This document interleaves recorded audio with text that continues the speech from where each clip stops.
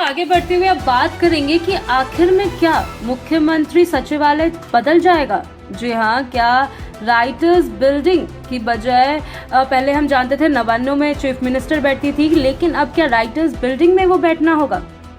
बहुत बड़ा सवाल है ये। पश्चिम बंगाल में भारतीय जनता पार्टी की ऐतिहासिक जीत के बाद अब केवल सरकार की गठन ही नहीं बल्कि प्रशासनिक ढांचे में संभवित बदलाव को लेकर भी चर्चाएं तेज हो गई है। खासतौर पर राज्य के प्रशासनिक मुख्यालय को लेकर अटकलें लगाई जा रही है कि क्या नई सरकार मौजूदा मुख्यालय यानी कि नवान्नों से हटकर फिर से राइटर्स बिल्डिंग में स्थानांतरित कर सकती है। यह मुद्दा राजनीतिक गलियारों से लेकर प्रशासनिक हलकों तक चर्चा का केंद्र बन गया है। दरअसल नवान्नों को पश्चिम बंगाल का प्रशासनिक मुख्यालय तब बनाया गया था जब पूर्वोत्तरीय सरकार ने सुरक्षा, संरचना और कार्य क्षमता के आधार पर यह निर्णय लिया था।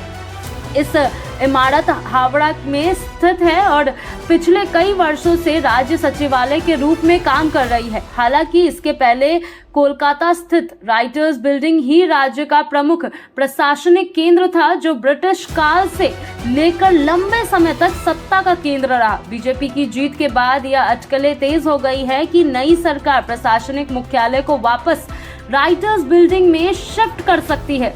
इसके पीछे तर्क दिया जा रहा है कि यह न केवल ऐतिहासिक महत्व का प्रतीक है बल्कि कोलकाता के केंद्र में स्थित होने के कारण प्रशासनिक रूप से भी अधिक सुविधाजनक हो सकता है। हालांकि अभी तक इस पर कोई आधिकारिक घोषणा नहीं की गई है और यह पूरी तरीके से अटकलों के दायरे में है। जी हाँ, विशेषज्ञों का मानना है कि अगर ऐसा कोई फैसला लिया जाता है तो इसके लिए व्यापक प्रशासनिक तैयारियां और बुनियादी ढांचे में सुधार की जरूरत होगी। राइटर्स बिल्डिंग लंबे समय से बड़े पैमाने पर प्रशासनिक उपयोग में नहीं रहा है और पुनः पूरी तरह से कामकाज शुरू करने के लिए नवीनीकरण और आधुनिकीकरण आवश्यक होगा। इसके अलावा कर्मचारियों को स्थानांतरण, लॉजिस्टिक्स और सुरक्षा व्यवस्था जैसे कई पहलुओं पर भी ध्यान देना होगा। दूसरी ओर अगर नवान्नों की बात करें तो नवान्नों आधुनिक सुविधाओं से लैस है और पिछले कुछ वर्षों से प्रशासनिक कार्यों के लिए पूरी तरह से अनुकूलित हो चुका है। ऐसे में मुख्यालय को स्थानांतरित